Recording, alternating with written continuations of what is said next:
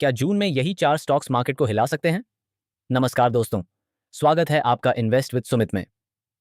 जून का महीना शुरू होते ही मार्केट में कई ऐसे स्टॉक्स सामने आ रहे हैं जिन पर ब्रोकरेज हाउसेज और स्मार्ट मनी की नज़र बढ़ रही है।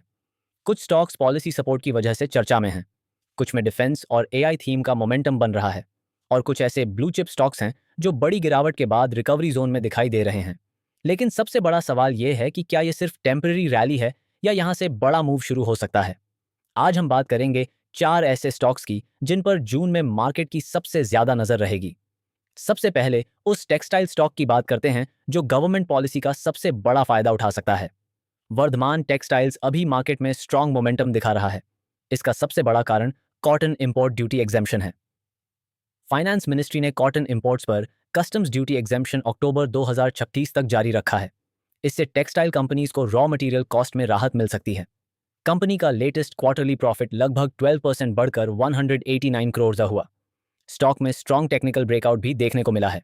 शेयर लगभग 5% जंप करके 606 रुपये के आसपास ट्रेड कर रहा है।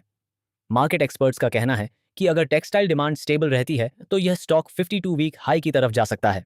लेकिन रिस्क भी है, अगर ग्लोबल कॉटन प्राइसेस बढ़ते हैं या एक्सपोर्ट डिमांड कमजोर होती है तो कुछ दबाव देखा जा सकता है। अब डिफेंस स्टॉक की ओर चलते हैं, जहां प्रॉफिट ग्रोथ ने मार्केट को चौंका दिया। Astra microwave defence manufacturing theme का प्रमुख नाम बन गया है। इंडिया डोमेस्टिक डिफेंस प्रोडक्शन पर तेजी से फोकस कर रहा है और इससे एस्ट्रा को फायदा मिल रहा है। कंपनी रेडार सिस्टम और आरएफ कंपोनेंट्स बनाती है जिनका उपयोग डिफेंस और स्पेस में होता है। कंपनी का क्वार्टरली नेट प्रॉफिट लगभग 126% जंप करके 106 करोड़ हुआ।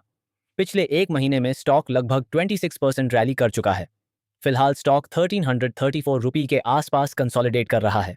मार्केट कहता है कि डिफेंस ऑर्डर्स की स्पीड बनी रही तो अगला ब्रेकआउट आ सकता है, लेकिन इन्वेस्टर्स को ध्यान रखना होगा कि डेटर डेज ज्यादा हैं और प्रमोटर होल्डिंग कम है, इसलिए वॉलेटिलिटी रहेगी। अब उस आईटी स्टॉक की बात करते हैं जिसने सेक्टर रोटेशन बदल दिया। टेक महिंद्रा में अचानक स्ट्रॉन्ग बाइंग देखने को मिली है।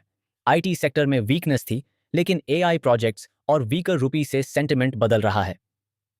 टेक महिंद्रा आज हैवी इंस्टीट्यूशनल बाइंग के साथ लगभग 5% से ज्यादा जंप हुआ। कंपनी का डिविडेंड यील्ड करीब 3% है, जो इसे डिफेंसिव आईटी प्ले बनाता है। ब्रोकरेज सर्कल्स कहते हैं कि अगर एंटरप्राइज एआई स्पेंडिंग बढ़ी तो इंडियन आईटी को बड़ा फायदा मिलेगा।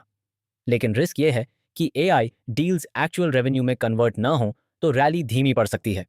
अब आखिर में उस ब्लू चिप फाइनेंस स्टॉक की बात करते हैं जिसे एक्सपर्ट्स रिकवरी कैंडिडेट मान रहे हैं। बजाज फाइनेंस लंबे समय तक प्रेशर में था, पर अब मीन रिवर्जन की बात हो रही है।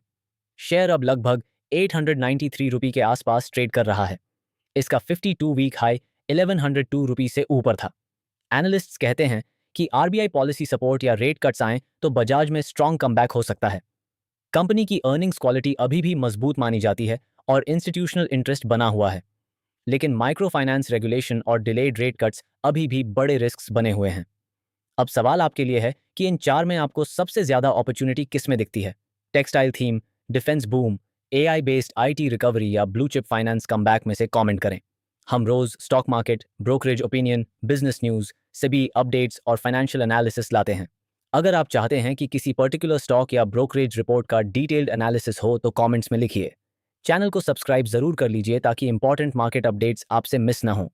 किसी भी इन्वेस्टमेंट डिसीजन से पहले अपने फाइनेंशियल एडवाइजर से सलाह जरूर लें।